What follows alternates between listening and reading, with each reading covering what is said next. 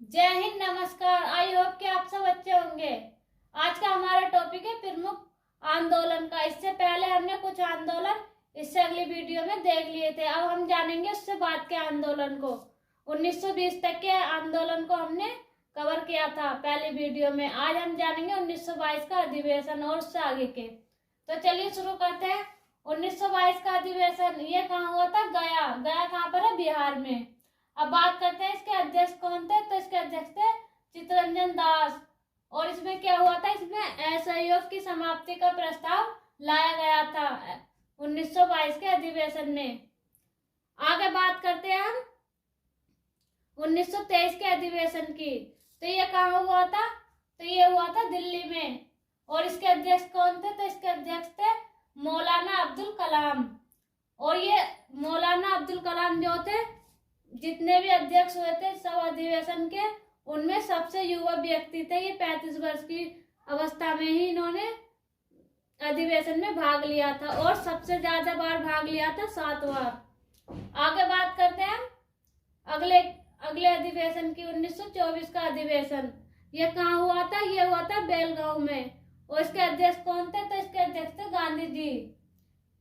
आगे बात करते हैं इसमें क्या होता है। गांधी जी ने एकमात्र बेलगांव अधिवेशन के ही अध्यक्ष बने थे और ये किसी भी अधिवेशन में इन्होंने भाग नहीं लिया था।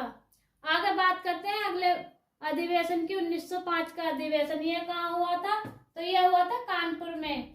और इसके अध्यक्ष कौन थे? तो इसके अध्यक्ष थे सरोजनी नायडू।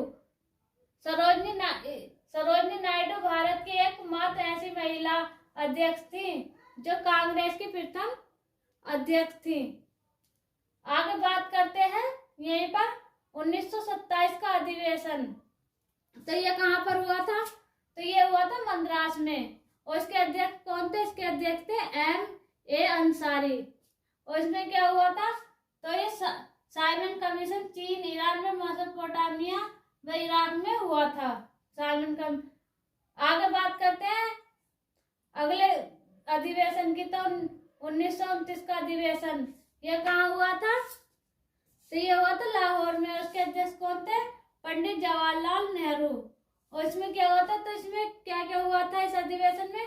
तो इसमें हुआ था पूर्ण स्वतंत्रता के सवर्णीय अवज्ञा आंदोलन, मतलब सवर्णीय अवज्ञा आंदोलन का शुरुआत हुई थी। इसमें पूर्ण स्वराज की मांग की गई थी और 26 जनवरी को स्वतंत्रता दिवस मनाने की घोषणा की गई थी इस वाले अधिवेशन में।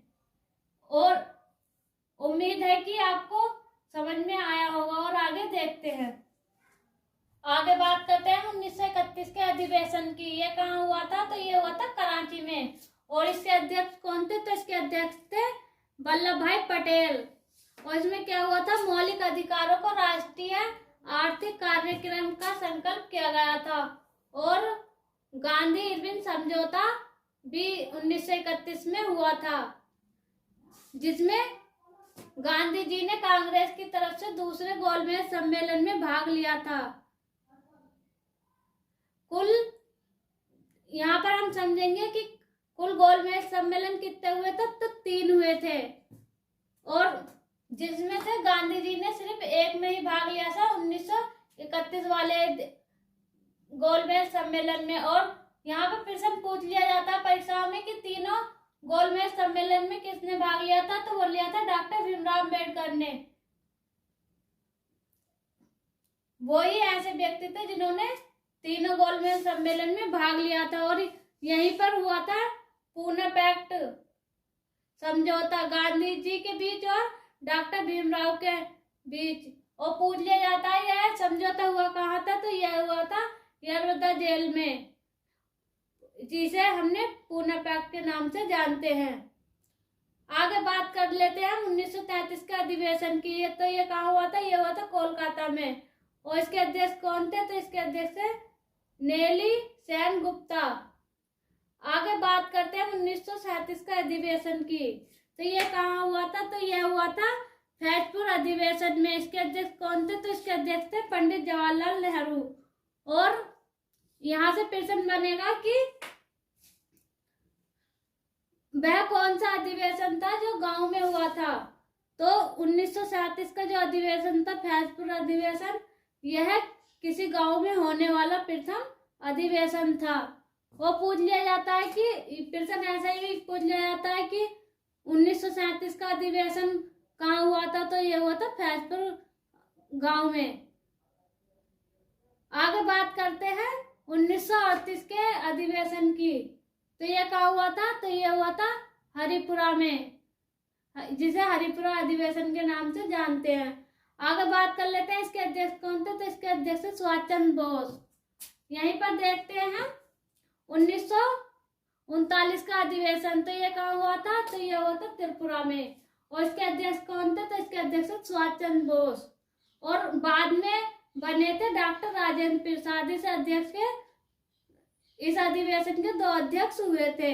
सुभाष चंद्र बोस पहले थे, बाद में हुए थे डॉक्टर राजेंद्र प्रसाद। आगे बात कर लेते हैं हम 1940 से 1945 तक कोई अधिवेशन नहीं हुआ था।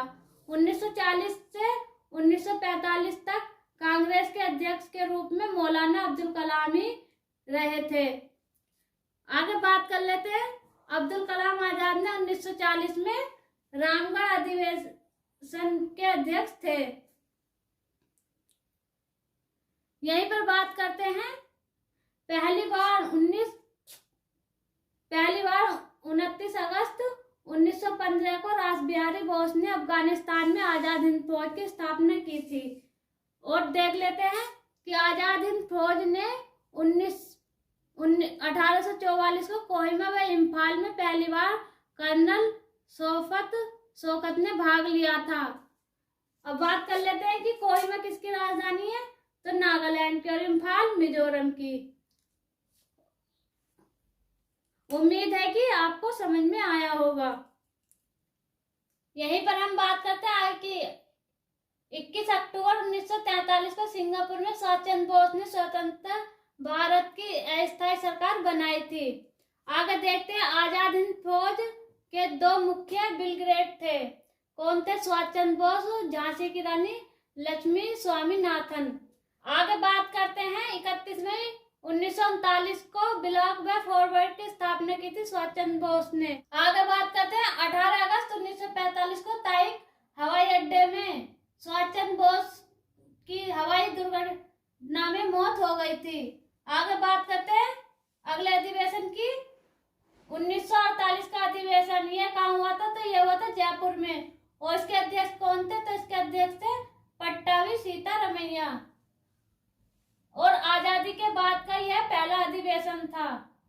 उम्मीद है कि आप सबको समझ में आया होगा। वीडियो अच्छा लगा तो वीडियो को लाइक करें, शेयर करें, और चैनल पर नए हैं तो चैनल को सब्सक्राइब करें।